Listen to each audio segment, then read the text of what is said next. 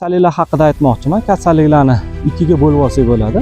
Birinchisi ekstremniy o'tkir holatlar hamda surunkali kasalliklar. Surunkali kasalliklardan chiqib ketsa bo'ladi. Qachonki dori-darmonsiz boshqasiz. Qachonki to'g'ri hayot tarzini kechirsak. Sahrli diabet, qon bosimi, surunkalik gastrit, xolesistit deysizmi? Surunkalik pielonefrit barchasidan chiqsa bo'ladi. Muntazam ravishda uni amalga oshirishingiz kerak bo'ladi. Qandli diabetdan chiqib ketish juda ham oson. Lekin kimda degan savolga javob bera olmayman. Bu sizga bog'liq ko'proq, mutaxassisga emas.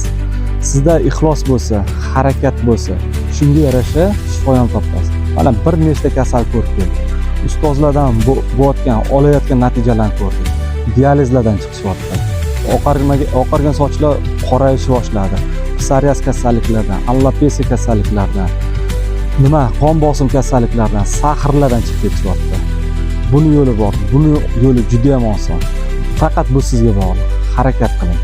Hammasi o'zingizga bog'liq.